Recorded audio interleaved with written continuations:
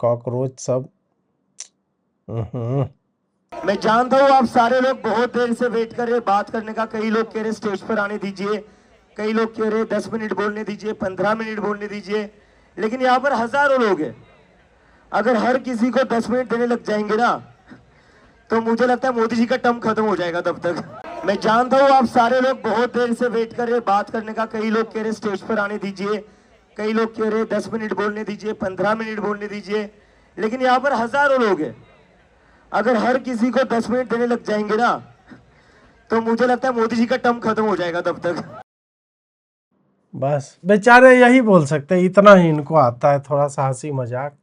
और एक एक भाई ने बोला 10-10 मिनट सबको, 1000 लोग तो है नहीं वहाँ पे, मुश्किल से 200-300 लोग हैं, और 200-300 लोग को 10-10 मिनट, मतलब 1000 भी मान ले तो 7 दिन जो है, 7 दिन चलो कॉन्टिन्यूसली नहीं बोलेगा, 16 घंटे के लिए प्रोटेस्ट रहता है, रात में 8 घंटे सोते हो, तो उस हिसाब से भी यदि देखा जाए तो 10-11 दिन में जो हो जाएगा, तो मोदी जी कार्यकाल इतना ही है। इसीलिए ऐसे नकारे लोगों को जो है वो, सोनम जी का टॉयलेट जो नहीं बन पा रहा है। अभी हम जंतर मंतर के पुलिस बूथ जो है उसके बाहर खड़े हुए हैं, क्योंकि हम पुलिस से रिक्वेस्ट कर रहे हैं कि सोनम वांगचुक जी आज अनशन पर बैठे हुए हैं, और यहाँ पर जो 2 पब्लिक वॉशरूम्स है वो बहुत ही ज़्यादा गंदे, ये लोग साफ़ सफाई भी नहीं करवा रहे अथॉरिटीज़, और ऊपर से पानी भी रोक रखा है। तो इसकी वजह से हमारी ये रिक्वेस्ट थी कि सोनम वांगचुक जी जो इतनी बड़े एजुकेशनिस्ट है, इंडिया के साइंटिस्ट है, one of the most recognised, और रमन मैग्सेसे अवार्डी भी है, तो ऐसे इंसान को तो मतलब एक टॉयलेट, पोर्टेबल टॉयलेट तो मिल ही सकता है ना, लेकिन इसमें भी पुलिस कह रही है कि अलाउड नहीं है। अब मोबाइल, अरे पोर्टेबल टॉयलेट दीप के, तेरा हाथ है पोर्टेबल भाई, वांगचुक को बोलो बैठ के हक दे इसमें और ले जा फेंक दो, उससे ज्यादा हाइजीनिक और क्या रहेगा। मतलब भारत में और वैज्ञानिक नहीं है, सोनम वांगचुक ही मोस्ट रिकॉग्नाइज वैज्ञानिक है। इसरो वाले तो घास छील रहे हो, क्या चंद्रयान मंगलयान ये सब करते हो, असली सोनम वांगचुक है। इनके लिए पोर्टेबल का है, मतलब क्रांति तुमको चाहिए 5 स्टार क्रांति नहीं, हम बैठे तो हमारा पिछवाड़ा कोई धो दे। जाओ, भगवान ने 2 हाथ दिए, इसमें लो और चाहो तो खा जाओ, काहे कि इतना मोस्ट रिकॉग्नाइजेबल साइंटिस्ट है साला। टॉयलेट क्यों अलाउड नहीं होता है? मोबाइल टॉयलेट का मतलब क्या होता है? तो मतलब अभी तो इंतजाम कर लेना साले, जब पता है तुझे मोबाइल टॉयलेट क्या होता है, तेरे लिए इतना लंगर आ रहा है, स्कोडा लहसुन हो रहा है, मंगवा ले एक मोबाइल टॉयलेट, आगे, और उसको बोलो विज्ञान से इससे जो है ना खाद बनाओ। अब और खाद बोलो वहीं जंतर मंतर पे कुछ छीट छाट के और कुछ उपजाओ आलू, और उस आलू का जो ब्रेड पकौड़ा बना के ब्रेड में डाल करके खाओ है। हम बेसिक राइट्स के लिए भी यहाँ पर झगड़ रहे हैं, तो अभी हम उम्मीद करते हैं कि हगने का राइट कोई बेसिक राइट नहीं होता है, बेसिक राइट हगना नहीं है तुम्हारा, उसकी जिम्मेदारी सरकार नहीं लेगी। उस दिन तुमको 20 तारीख को 5 बजे तक का परमिशन था, उसके बाद से तुम you are overstaying your welcome, वो जिम्मेदारी सरकार की नहीं है। और ये भी सारा झूठ बोल रहा होगा, मैं जानता हूँ झूठ बोल रहा होगा ये। पुलिस इसकी परमिशन देगी, भले ही हम दोपहर से इनको बोल रहे हैं कि प्लीज़ एक पोर्टेबल टॉयलेट लगाने दीजिए, क्योंकि वो अनशन पर बैठेंगे तो उनके लिए पॉसिबल नहीं होगा दूर पर कहीं जाने के लिए। पाइप लगा दे, गप से लगा दो, 2 इंच वाला पाइप लगा दो बढ़िया। और जब अनशन पे आदमी बैठा है तो हगेगा क्यों, टट्टी उसको क्यों आएगी। हमें नहीं पता साले स्टील के थर्मस में क्या पीते हो, चिकन सूप मार रहा है आराम से। तुम लोग पारदर्शी ग्लास क्यों नहीं यूज करते हो, अनशन वाले लोग पारदर्शी ग्लास यूज करो, तब समझे कि उसमें बढ़िया चिकन सूप चल रहा हो, इधर जो चूतिया बना रहे हो लोगों का है। पाइप लगाओ पाइप। तो एक बस रिक्वेस्ट है हमारी कि यहाँ पर पोर्टेबल एक टॉयलेट सोनम सर के लिए होना चाहिए, जो उनका एक बेसिक राइट है। तो मुझे तो समझ नहीं आ रहा कि अथॉरिटीज़ का क्या करना चाहती है। स्वच्छ भारत अभियान का नारा देते हो, जहाँ शौच वहाँ शौचालय का नारा देते हो, और यहाँ एक पोर्टेबल टॉयलेट नहीं लगाने दे रहे हो उस इंसान के लिए जो अनशन पर बैठा हुआ है, जो इंडिया का बहुत बड़ा साइंटिस्ट है और एजुकेशनिस्ट है। कोई एजुकेशनिस्ट, कुछ साइंटिस्ट, सब एजेंडाबाजी है। बकलोली है। जैसा कि मैंने कहा, हगना कोई अधिकार नहीं है। तुम्हें लगता है अनहाइजीनिक है, साफ नहीं कर रहे हैं, हाथ में पन्नी में हगो और बोलो जाके फेंकने के लिए। क्रांति में संघर्ष होता है भाई। क्रांति ऐसे नहीं होता है कि टॉयलेट पेपर मांग रहे हैं और जो है गर्म पानी क्यों नहीं हमारे पिछवाड़े में टच कर रहा है वो कर, ऐसे क्रांति नहीं होती है। अपना इंतजाम करो, और जब अनशन कर रहे हो तो भाई टट्टी लगेगी क्यों, ये बता दो हमको। आदमी पानी पी रहा हो तो बॉडी जो है सोख लेगा, मूतना रहेगा तुमको बचाओ। यदि खाली पानी पी रहे हो तो उसके लिए तो पाइप वाइप रखो, इतना बोतल छोटा छोटा 250-250 ml, एक बार लगाओ और फेंको, करो फेंको, इस टाइप का कुछ कर लो। तुम्हारे क्रांति का दायित्व जो है ना वो पूरे देश के टैक्स पेयर्स पे नहीं है। तुम कर रहे हो ना, 1000 लोग, अपना करो क्रांति, अपने घर से बैठ के कर लेते यार, इतना कंफर्ट तुमको चाहिए था तो। क्रांति जो है, संघर्ष जो होता है बहुत कठिन चीज है। घर बार छोड़ना पर तुम्हारी फट गई ना अभिजीत। तुमसे पूछा ना कि भाई तुम क्यों नहीं करते हो, तो तुम्हें अनशन भी जो है भाड़े पर किसी को लेकर के करवाना है। अपना बोले नहीं नहीं है, मुझे तो मम्मी ने कहा कि तेरे को तो माइग्रेन है बेटा, तू तो 10 मिनट खाना नहीं मिलता है, तू तो पागल हो जाता है। कितना बढ़िया, मतलब एक नंबर का एकदम बढ़िया सा सिस्टम बना हुआ है कि मुझे क्या, मैं कैसे, मतलब मुझे तो माइग्रेन है। इसको बोलना नहीं आता तो भाड़े पर लोग बुलाए कि बोल सके वो। इसके पास एजुकेशन को लेकर के बोलने वाले नहीं है तो उसमें गे राइट्स एक्टिविस्ट आ रहा है, उसमें स्कोडा आ रहा है, लहसुन आ रहा है। इसके पास अनशन करने का खुद नहीं है तो वो भी आउटसोर्स करते हैं। सोनम भाई बढ़िया अनशन करते हैं, इनको बिठाओ। और हम क्या करेंगे, हम आपके टट्टी करने के अधिकार के लिए संघर्षरत रहेंगे। सोनम जी, सोनम आप टट्टी करो, हम आपके साथ हैं, हाथ में उठा लो। अरे हगवास का दायित्व जो है वो सरकार के ऊपर नहीं है। जब से सोनम सर यहाँ पर अनशन पर बैठे हुए, हमने दिल्ली पुलिस को रिक्वेस्ट किया है कि एक पोर्टेबल टॉयलेट तो अंदर लाने दीजिए। सोनम सर अनशन पर बैठे, उनकी तबीयत जैसे जैसे अनशन आगे बढ़ते जाएगा तबीयत खराब होते जाएगी, तो वो कैसे टॉयलेट का इस्तेमाल करेंगे। यहाँ के टॉयलेट में तो इन्होंने पानी भी बंद कर दिया है। मैं सारी मीडिया से रिक्वेस्ट करता हूँ, यहाँ पर जो टॉयलेट है और पीछे जो टॉयलेट है वहाँ जाकर देखिए आप, टॉयलेट की सफाई भी जानबूझकर ये लोग नहीं कर रहे ताकि कोई इस्तेमाल ना कर पाए। तो ऐसी सिचुएशन में जो इंसान अनशन पर बैठा हुआ है तो उसके लिए एक पोर्टेबल टॉयलेट तो अलाउड ही किया जा सकता है ना। दिल्ली पुलिस को एक पोर्टेबल टॉयलेट से डर क्यों लग रहा है? एक पोर्टेबल टॉयलेट लगाने से कौन सा कानून टूट जाएगा? अबे तुम उसमें बम बना करके ले आओगे, कोई ठीक नहीं है ना तुम लोग का। तुम साले वामपंथी हो, तुम धमाका भी कर सकते हो। और जाओ लोटा लेके निकलो यार, पोर्टेबल क्या मतलब। और हम लोग की तरफ होता है जो आदमी मूव नहीं कर सकते, जिस चौकी पर बैठे उसमें एक स्क्वायर होल करो, छेद, और नीचे वही एशियन पेंट का बकेट वकेट टाइप का लगा और यार दिखाओ। और फिर बोल रहे हो कि टॉयलेट जो है वो पब्लिक वो साफ नहीं हो रही है। हगोगे तुम, साफ पुलिस करे? तुम्हारे जो लोग हैं वो क्यों, मतलब दीवार पे काहे मूत रहे हैं? उनको बोलो कि कमोड में कैसे मूता जाता है, कम से कम इतनी जानकारी तो होनी चाहिए। तुम लोग तो भाई क्रीम डलर क्रीम हो ना, है तुम तो फाइनेस्ट ऑफ द फाइनेस्ट, उस टाइप के लोग हो। तुमको हगने ना आ रहा है, मूतने नहीं आ रहा है, क्यों साफ करेगा? तुम वॉलंटियर बनो, जाकर लेके आओ, ब्रश लाओ, हार्पिक लाओ, लगाओ और साफ करो भाई। लगा दो ना एक एक का। क्रांति इतनी मतलब वो सहज नहीं होती भाई।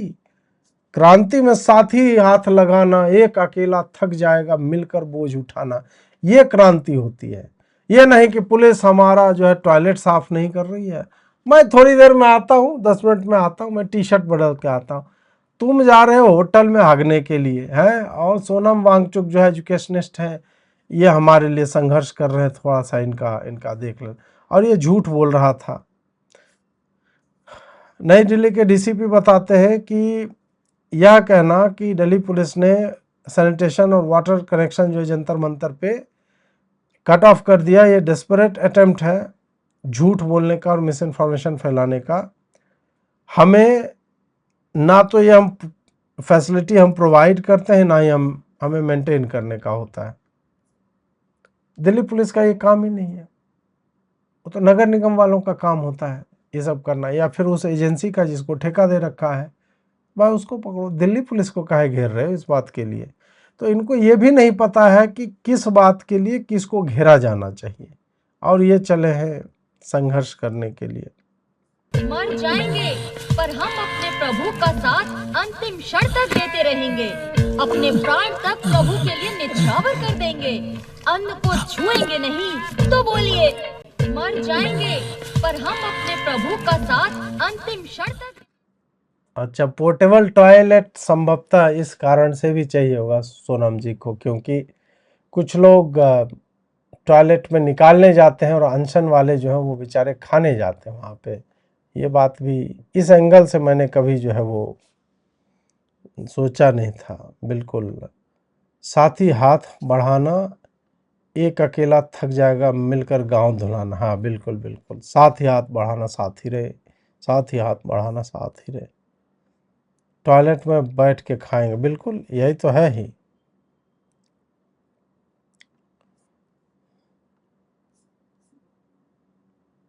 जुनैद भाई का देखिए। अरे हटो वीर जी यार। अरे यार सुबह से थकान हो रही है, सेवा नहीं करी यार, हटो यार। सेवा नहीं करी? अरे मौका दो ना यार। सेवा नहीं करी तो थकान हो रही है? अरे सेवा नहीं करी तो मुझे थकान होती है यार, मुझे मजा नहीं आता यार। लोगों की सेवा किए बिना सुकून नहीं मिलता यार। वीर जी हट जाओ यार। पहले बंदे मिले भाई मेरे। ये है जुनैद भाई, मतलब शोले में नहीं था, काश मेरे 2 और बेटे होते तो मैं उनको भी देश के नाम शहीद कर, वही चल रहा है भाई की रात में पूरा यही मलबा। भाई इन सब का पर्पस है रील बनाओ यार, रील बनाओ और वीर जी बोल करके अपना बढ़िया है, हट जाओ एकदम। सिस्टम सही है जुनैद भाई का। चलो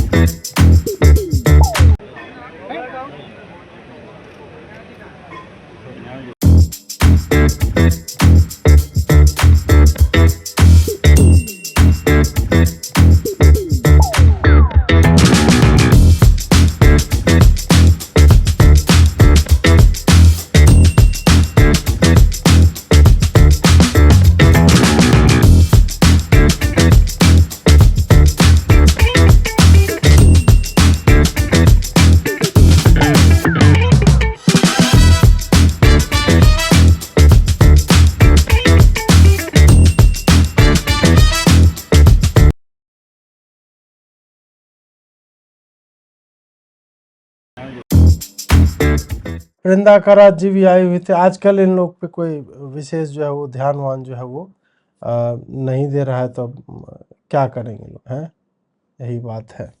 खैर एक भाई कोई कुछ बढ़िया बात लिख रहे थे। हाँ, ये लिख रहे टॉयलेट कंडोम से भर दिया है वामपंथियों ने। देखिए देव ठाकुर जी, आप ये मजाक में कर रहे हैं, लेकिन मुझे किसी ने सूचित किया कि एक्चुअल में वहाँ पे क्या होता है। ये रात्रि काल में मुझे एक मैसेज आया, ठीक है, ये आपके स्क्रीन पे मैं लगा रहा हूँ, ये देखिए। हेलो अजीत भाई, I know you are one of the few people who can raise this issue in public domain. मेरा एक मित्र है जो सीजेपी प्रोटेस्ट हर ऑल्टरनेट डे को ज्वाइन करता है, और वो मुझे भी बुलाता है कि मैं आऊँ, लेकिन मैं कभी गया नहीं। वो मुझे कहता है कि प्रोटेस्ट अटेंड करने के बाद वो गुड़गांव जाता है, एक लड़की जो उसे वहाँ मिलती है उसके साथ, और वो रात में जो है क्लब उलब में जाते हैं, और रात में फिर मतलब उसके बाद आफ्टर पार्टी के बाद चले जाते हैं उसके फ्लैट में। और इस कार्य के लिए बताते हैं कि इनके मित्र इनसे जो है गाड़ी भी लेते हैं। उसके बाद ये लिखते हैं कि उसके अनुसार कई ऐसी लड़कियां लखनऊ, फैजाबाद, पटना और अलग अलग शहरों से वहाँ पे आती हैं, वो कहता है कि वो मित्रों के साथ आते हैं और कुछ डीयू स्टूडेंट लीडर्स जो हैं उन्हें कहते हैं कि नहीं नहीं अटेंड करना चाहिए, कुछ देश में क्रांति व्रांति हो रही है इस टाइप से। इससे मुझे बहुत चिंता होती है। और वो कहता है कि वो अकेला ऐसा व्यक्ति नहीं है, बहुत सारे लोग केवल और केवल सेक्स वैक्स करने के लिए ही जाते हैं। उनका काम मूवमेंट में पार्टिसिपेट करना नहीं है, बल्कि वहाँ जा कर के स्कोर करना है। ठीक है, अब देखिए ये तो क्रांति मित्रों इस तरह से भी होती है। तो जो आप लोग लिख रहे हैं कि ऐसा है, तो यह भी होता है। सबका अलग अलग पर्पस होता है। वो क्या है कि मेला दिलों का आता है एक बार, उस टाइप का है कि वहाँ पे मेला जुट रहा है, वहाँ पे मैट्रिमोनियल चल रहा है, गर्लफ्रेंड बॉयफ्रेंड चल रहा है, बॉयफ्रेंड बॉयफ्रेंड चल रहा है, गर्लफ्रेंड गर्लफ्रेंड चल रहा है। जितना A B A C B B C C सारा कुछ चल रहा है, उसमें सिस्टम अपना बढ़िया बना हुआ है। जिसको जैसा मिलेगा। मुझे लगता है वहाँ किसी कॉन्डोम उन्डोम का वो दुकान उकान फार्मेसी खोल लेना चाहिए, तो वो भी ठीक ही रहेगा, मुझे लगता है कि नहीं। काम का दुखड़ा रहता है मेरे सामने वाली खिड़की में एक ग्रेजुएट लड़का रहता है, मेरे सामने वाली खिड़की में एक ग्रेजुएट लड़का रहता है। चाय उबल कर गिर ही पड़ी। साला क्या क्या लेवल हो गया है भाई क्रांति का। ये सब भी चल रहा है क्रांति के नाम पे भाई। मतलब ये सारे गीत हम लोग टेबल पे जो है बजा करके स्कूल में 10वीं 8वीं में सब पैरोडी जो है वो बनाया करते थे। अब इसको भी स्टेज पे, और दीपके इसके लिए भी बोलता है कि नहीं सबको आना। अबे अब बचा कौन, किसको आना है वहां पे? तुमने जब इस स्तर के लोगों को भी स्टेज दे दिया तो बचा कौन वहां पे? ऐसा कौन बच गया जिसको नहीं दिया? भाई साहब बढ़िया है, सेक्स वैक्स हो ही रहा है, एक नंबर काम है, सही है। जिसको जाना है भाई जाइए, यहाँ पे मतलब ठीक रहेगा, सिस्टम बना हुआ वहाँ पे मित्रों, चिंता की बात नहीं है।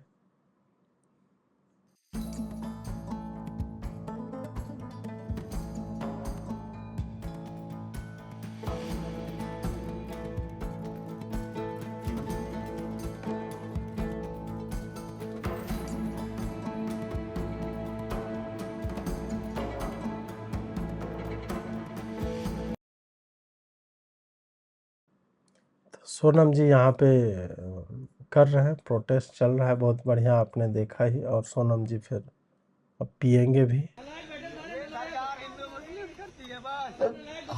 सब लोग इन बच्चों की आवाज सुन नहीं पा रहे हैं और उनकी तरफ से एक शब्द नहीं बोला जा रहा है। एक शब्द, उनके घर तो जाने की दूर की बात है, एक शब्द नहीं बोल पा रहे।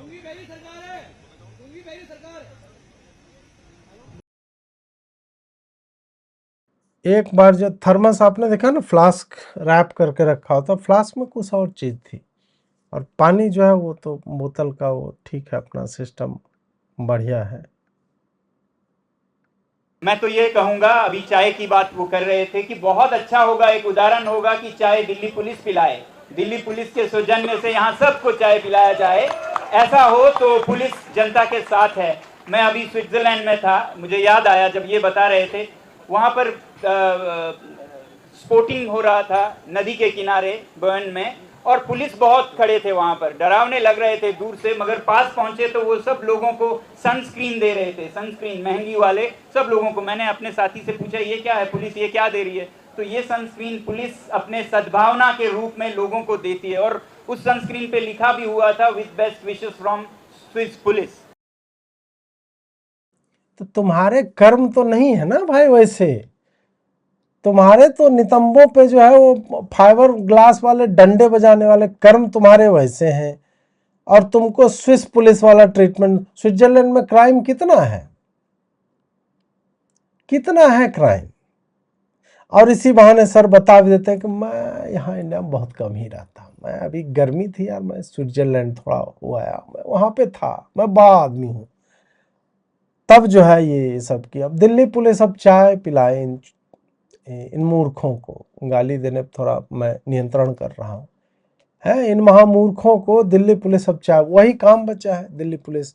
वही बोलो कि हमारा धो दो ना, थोड़ा सा आके धो नहीं सकते क्या है, थोड़ा सा आके धो दो प्लीज। आज सिंगापुर का प्रति व्यक्ति आय दुनिया में नंबर 1 पर है, नंबर 1, 2, 3 में रहता है। प्रति व्यक्ति आय, ये देखिए, प्रति व्यक्ति आय जरूरी है, जीडीपी जरूरी नहीं है। जीडीपी में हम कहते हैं भारत तीसरे, चौथे, कहते हैं छठे पे है, मगर उसका कोई मायने नहीं है, क्योंकि प्रति व्यक्ति देखें तो $2000 तक भी नहीं है, जबकि सिंगापुर का $90,000 तक जाता है प्रति व्यक्ति आय। एक आदमी के पास क्या है अगर आप देखें धन के तरफ से भी,